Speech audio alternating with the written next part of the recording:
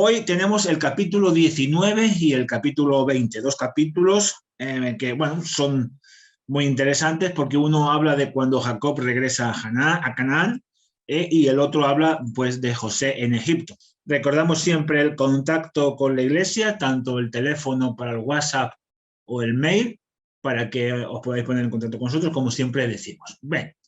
Bueno, pues el capítulo comienza con Jacob llegando a Siquem. Llega de nuevo a la tierra de Canaán. Vimos en el anterior capítulo que había tenido una lucha con el ángel, con Dios, y que Dios lo protegió de su hermano Esaú. Entonces él llega a la tierra donde él quería llegar. Y allí en la ciudad de Siquem se establece su campamento. Así se quedó contestada la oración que él elevó en Betel, en el cual le pedía a Dios que lo acompañase hasta la tierra de sus padres y de sus antepasados. Aquí en Siquem compró tierras y levanta un altar a Dios, porque esto es lo que él sabía que había hecho tanto Abraham como su padre, ¿no? Y allí, en ese altar, congregaba a los miembros de su familia para hacer los sacrificios tanto de la mañana y de la tarde. Eso es lo que se llamaba el altar matutino y el altar vespertino, tan importante hoy en día, aunque no hacemos un sacrificio de cordero, pero lo hacemos a través de la oración, estudio de la palabra de Dios. Bueno, cada familia tiene una forma de hacerlo. Y allí cava un pozo para encontrar agua. Es un pozo importante que nos relata el Evangelio de Juan en el capítulo 4, cuando Jesús se encuentra con la samaritana, pues lo hace allí precisamente en ese pozo, en el pozo de Jacob, que se llamaba el pozo de Jacob. Bueno, pero había habido una serie de circunstancias en la familia de Jacob que le llevaron a una serie de circunstancias y algunas muy graves. Algunas terminaron en derramamiento de sangre y fueron muy, muy graves. Bueno, todo comienza cuando Dina, la única hija de Jacob, es deshonrada allí en Siquem y ultrajada, y dos hermanos se toman la justicia por su mano. Bien, vemos que después Jacob recrimina esta acción, pero lo tenía que haber recriminado antes.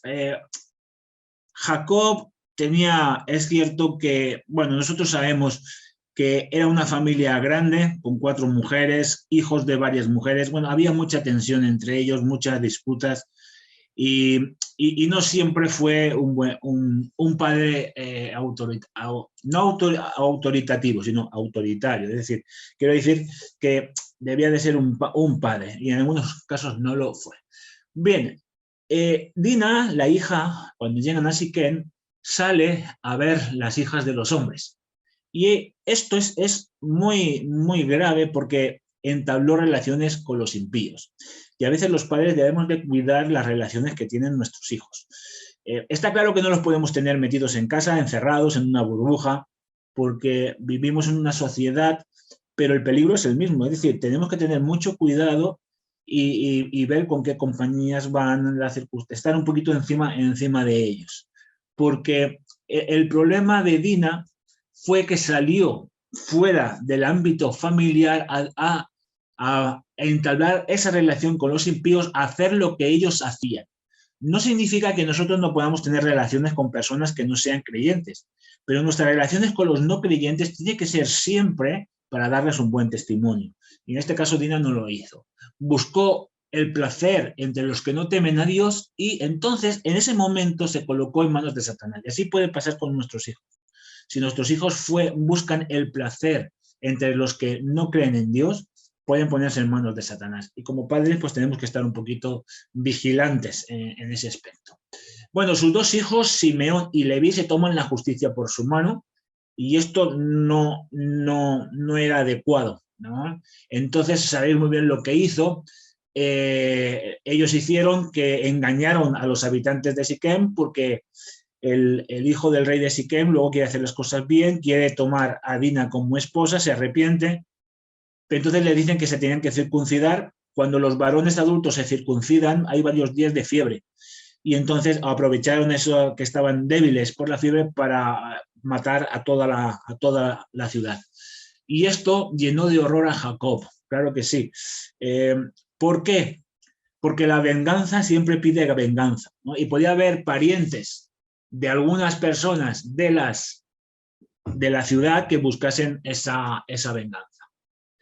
Bueno, no quedó la cosa ahí, porque había muchas cosas más dentro del campamento de Jacob. Jacob pensó que había motivo para humillarse profundamente por lo que habían hecho sus hijos. Es decir, fue una gran crueldad. No entra dentro no entra dentro de la mente humana, ¿no? Esto que ocurrió. Bueno, en el campamento había mucha gente en el campamento de Jacob que no creía en Dios, sino que tenían sus dioses, y había mucha idolatría que cada vez iba ganando más terreno. Así que tenía mucho miedo Jacob de ser blanco de las naciones vecinas y quería la protección de Dios.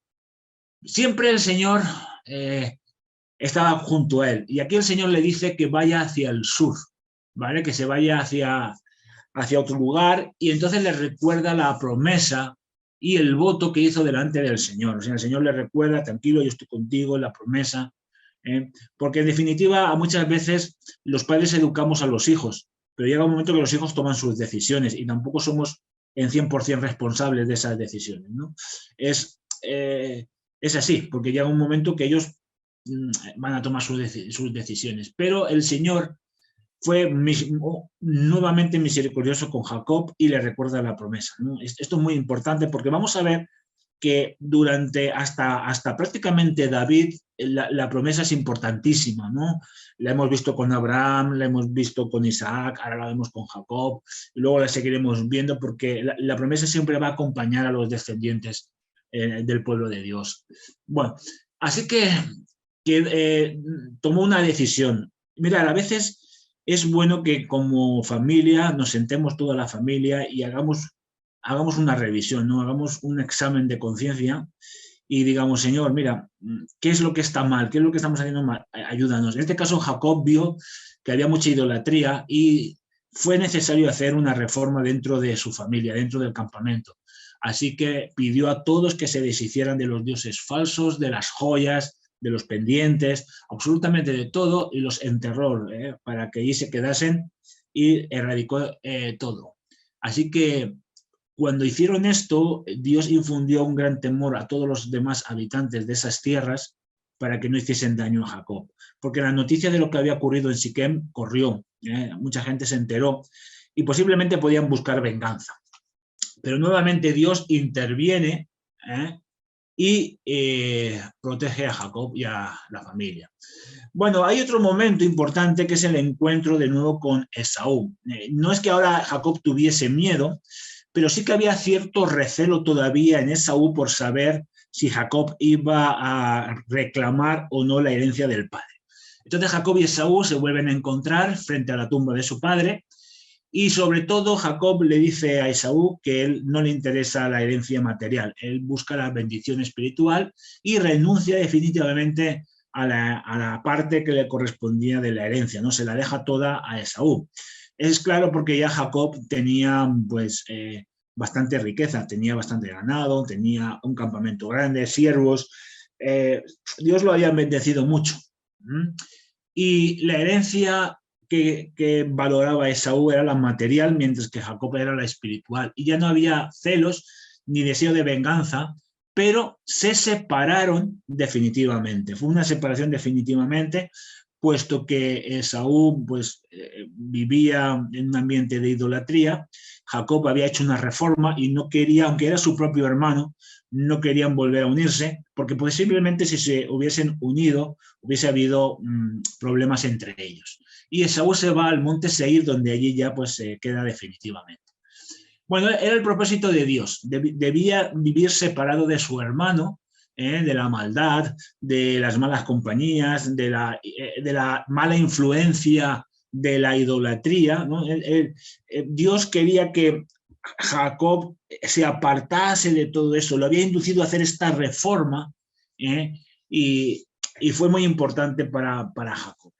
Bueno, ambos fueron educados en el principio de Dios, pero lógicamente tomaron caminos distintos.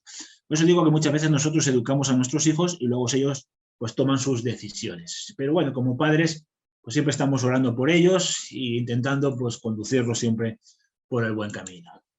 Bueno, los hijos. Vamos a ver cómo por ciertas circunstancias, pues los problemas de Jacob no terminaron ahí, sino que luego paran muchas cosas.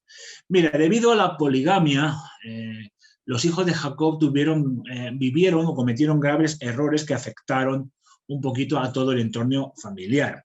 Había problemas entre las varias madres, las esposas de su padre, la relación familiar no era muy placentera, sino que había celos, rivalidades, todo esto pues hacía que el ambiente familiar no fuese el mejor. Pero sin embargo, sí que para Jacob había un hijo un poquito que tenía un carácter diferente a todos los demás, que era José, hijo mayor de Raquel. Es cierto, como vimos, que Jacob amó a Raquel y él quería a Raquel. Lea fue impuesta, ¿no? Y aún así Jacob no la repudió en ningún momento, pero él amó a Raquel. Pero vemos en algunos momentos en la palabra de Dios como entre las hermanas hay rivalidades precisamente por este hecho, ¿no? Bueno, pero vamos a centrarnos un poquito en José. José era activo, era puro, era guapo, dice la palabra que era de gran hermosura, y siempre escuchaba las enseñanzas de su padre con mucho amor y quería obedecer a Dios. José determinó obedecer a Dios. Entonces, claro, Jacob pues tuvo cierta predilección por José, porque el carácter de los demás hermanos no era un carácter muy noble, ¿no? Vemos que ocurrieron muchas cosas, vemos lo que ocurrió con Simeón y con Leví, luego también Rubén pues interviene con otro asunto muy turbio, y vemos como no es así. De hecho, mirad, es muy interesante cuando vemos la bendición de Jacob, cuando Jacob va a morir y vemos la bendición de Jacob hacia sus hijos, pues algunas cosas que les dice son bastante fuertes. Esto es porque tenían un carácter que no era el que Jacob quería para sus hijos. Sin embargo, José era distinto, ¿no? Y sobre todo hubo un hecho, y es que a veces los padres, bueno, yo solo tengo un hijo, pero aquellos que tienen muchos hijos, pues no tienes que tener predilección por uno, aunque sea más bueno, aunque sea mejor, tienes que amar a todos. En este caso, Jacob, claro, era una familia muy grande, estamos hablando en este caso de 10 hermanos, José era el 11 y faltaba el siguiente, Benjamín, 12. Entonces era mucho, de diferentes edades. Y claro, José era el más joven de todos y el padre le regaló una túnica de colores. Muchas veces pensamos, pero hombre, es que no es tanto. Bueno, en esta época una túnica de colores era muy cara, ¿bueno? Porque pintar las telas no era fácil. Normalmente las túnicas casi todas eran blancas o eran de saco, del color de la piel. Cuando se pintaban eran para personas ricas porque valían más dinero. Entonces, esto hizo que los demás hermanos empezasen a tener un poquito de celos en cuanto hacia José. Muy bien. Bueno, todo también es determinante. Espera un momentito. Me salté sin querer, ¿ves? Ahí. Bueno, me salté sin querer una diapositiva, pero bueno, aquí es lo que ocurre con Rubén, ¿de acuerdo? No hay ningún problema. Los sueños de José. Bueno, si era poco los celos y la rivalidad, de repente José les cuenta a sus hermanos que había tenido un sueño en el cual había unas gavillas que se levantaban y que se acachaban delante de la que él tenía, y claro, los hermanos interpretaron eso como, hombre, si tú vas a reinar sobre nosotros, como que tú vas a ser aquí el principal, bueno, y empezó a haber ya rivalidades serias entre los hermanos y José.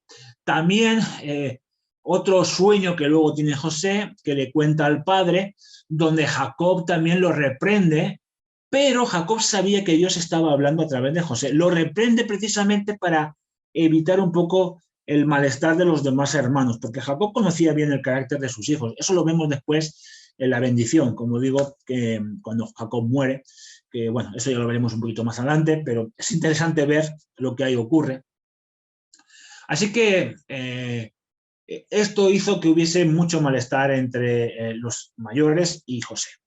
En esta época, cuando se cuidaban los ganados, los hermanos de José estaban a cargo de los ganados y a veces tenían que partir buscando pastos. Era normal que se moviesen de un lugar a otro. Así que, y muchas veces cuando los hermanos se iban, José iba a verlos y les traía las noticias a su padre. Eso también hizo que los hermanos pues pensasen que era un poco, que era un chivato. Bueno, mirar que todo esto es lo que va aumentando esa rivalidad, esos celos. Y es cierto que a veces, hermanos, los celos son tremendos, ¿eh? Una persona por celos puede cometer errores muy graves.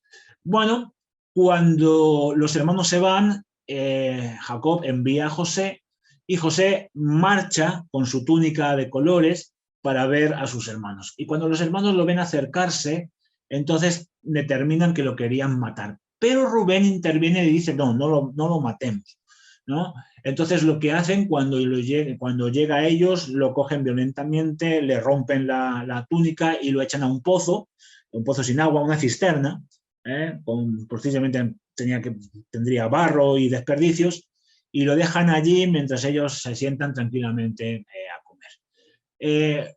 Cuando ven una caravana de ismaelitas que se acercaban, los ismaelitas eran descendientes de Ismael precisamente, bueno, deciden vender a José. Los ismaelitas en esta época eran comerciantes que vendían cualquier cosa y se acercaban a Egipto, donde podían vender pues todo lo que traían. Así que venden a José como esclavo y José fue llevado hacia Egipto. Bueno,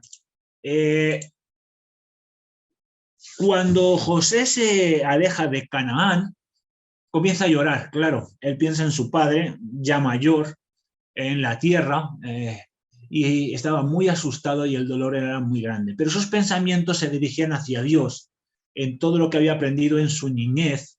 Había escuchado la visión de Betel, cómo Dios había bendecido a su padre, cómo Dios había protegido a su padre, la promesa, todas esas lecciones pasaron por su cabeza.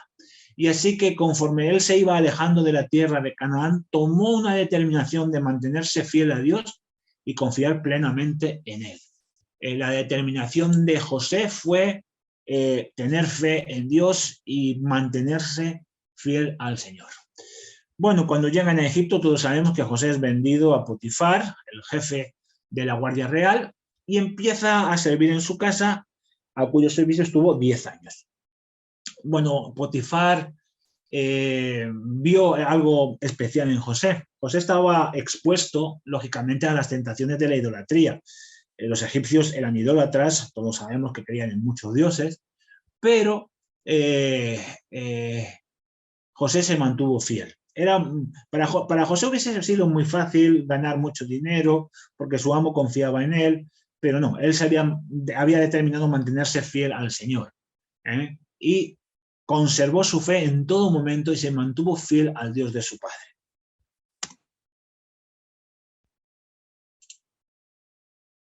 El deseo de ganarse el favor de los egipcios no hizo que José ocultara sus principios de fe. Si hubiese hecho lo contrario, hubiese sido atrapado por la idolatría. No se avergonzaba de su religión y no hizo ningún esfuerzo por esconder que servía al Dios verdadero.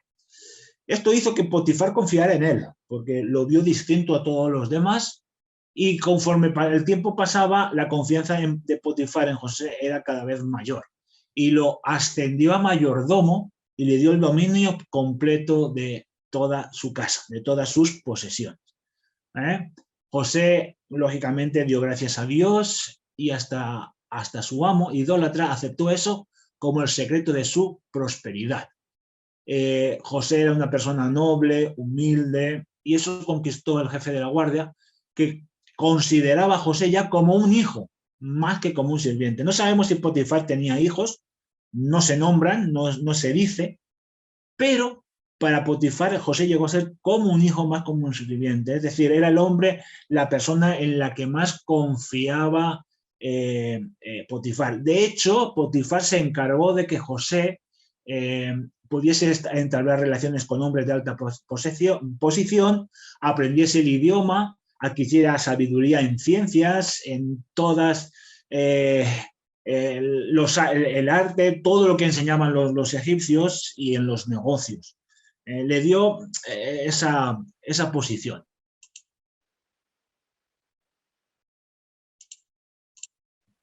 Pero, lógicamente, siempre la fe es puesta a prueba. La fe de José debía fortalecerse mediante las pruebas. La esposa de su amo trató de seducir a José para que violara la ley de Dios. José era un muchacho pues joven, guapo, posiblemente fuerte. Bueno, pues hizo que la mujer de Potifar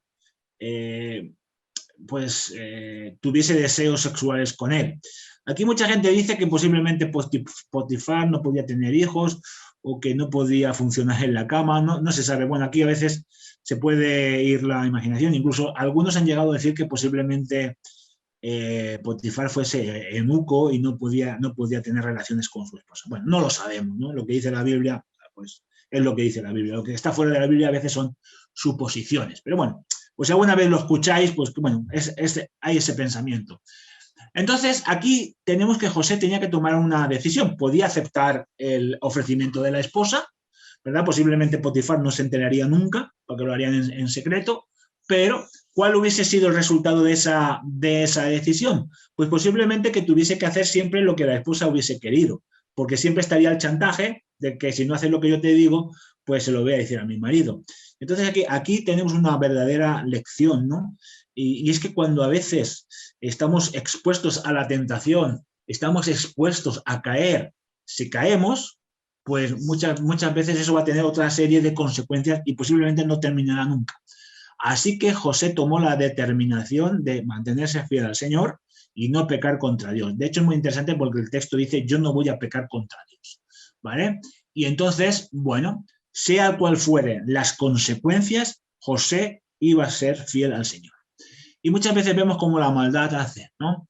Pues ella la acusó de haberla violentado, de haber violado y la acusó delante de su esposo. Así que José terminó en la cárcel. Pero mirad qué interesante. ¿Sabéis por qué José fue a la cárcel?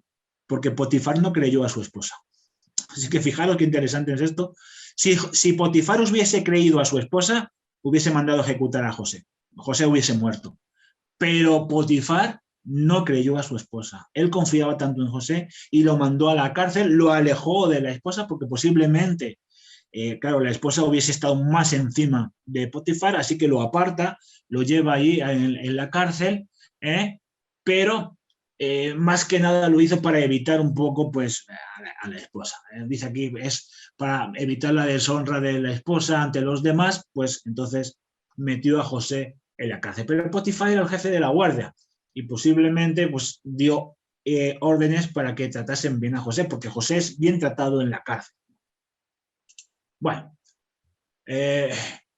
sí que es cierto que como extranjero, pues en un principio parece que hubo ahí un poquito de adversación hacia José, pero a pesar de todo se mantuvo firme en la fe y poco a poco también fue ganando la confianza de los carceleros y llegó un momento que se le confía el cuidado de los presos, ¿vale? Porque confiaban tanto en José. En esta época llega un momento que dos hombres importantes son encarcelados. Uno era el panadero del rey de Egipto, es decir, del faraón, y el otro era el copero. Y habían sido encarcelados.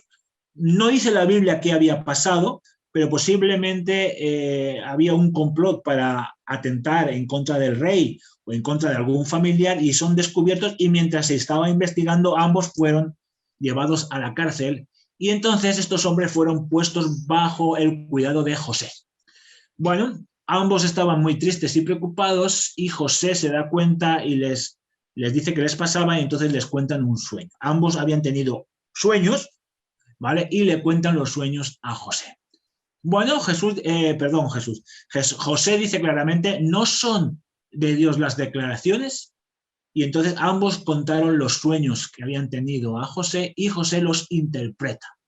¿De acuerdo? José interpreta los sueños. Los sueños eran que dentro de 3 días el jefe de los coperos había de ser reintegrado a su puesto y volvería a poner la copa en manos del rey de Egipto, pero en 3 días el panadero sería ejecutado. Y en ambos casos ocurrió tal y como José había dicho. Bueno, José le dijo al copero que se acordase de él y que hablase de él delante del rey, seguramente le diría, yo soy inocente, no he hecho nada, estoy aquí, mira, me ha pasado esto, pero claro, Bueno, a veces la ingratitud, ¿no? Pues nos dice la palabra de Dios que durante 2 años el jefe de los coperos no se acordó de José. Ya José había perdido toda esperanza, pero Dios estaba con él. Ahora el que tiene un sueño es el rey de Egipto, es el mismo faraón. Tiene 2 sueños terribles que anunciaban una gran calamidad en la tierra de Egipto. El rey no podía determinar con claridad el sueño, ni nadie absolutamente sabía qué era lo que, que había soñado, qué significaba el sueño. Y entonces, pues el copero se acordó de José y entonces le habló al faraón y este estaba muy inquieto por confiar a un extranjero, pero mandó llamar a José. José se presenta delante del faraón y este le relata el sueño. José con humildad le dijo que no podía hacer nada, pero que Dios sí que le podía responder, ¿no? Entonces, vemos cómo le lleva a la conversación, y esto es más o menos también lo que hace Daniel cuando está delante de Nabucodonosor. Dice, no hay nadie que te lo pueda decir, pero Dios te lo va a decir. Bueno, José, el rey, perdón, ve en José humildad en esa respuesta y le relata el sueño, y entonces José interpreta el sueño.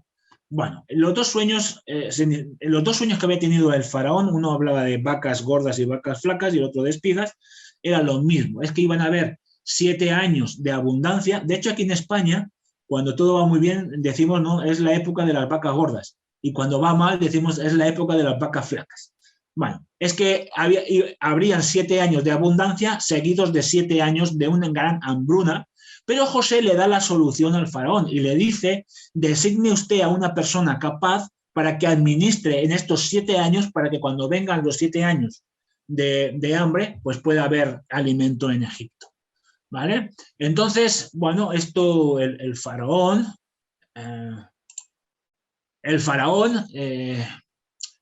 estaba muy perplejo, había escuchado lo que José le había dicho y estuvo meditando en qué iba a poner frente a la administración del país. Pero mirad, el jefe de los coperos habla con el faraón, indaga sobre José y su estancia en la prisión, y todos hablaron bien de José. ¿Ves? Qué interesante es dar un buen testimonio. Entonces, como José había sido el único en todo el reino que había advertido al faraón de todo lo que había ocurrido, y el faraón vio que estaba dotado de sabiduría para realizar una buena administración, incluso Potifar posiblemente también hablaría con el faraón, entonces el faraón se convenció de que la persona adecuada era José. Así que elevó a José a segundo del reino en cuanto a la forma de administrar, ¿vale? En Egipto el poder estaba dividido entre el faraón y los sacerdotes. Entonces, bueno, José era en la administración, era el segundo después del faraón. Es decir, que tenía autoridad de forma administrativa y lo dotó con los símbolos del poder. Y posiblemente también podría tener una parte del ejército a su mano.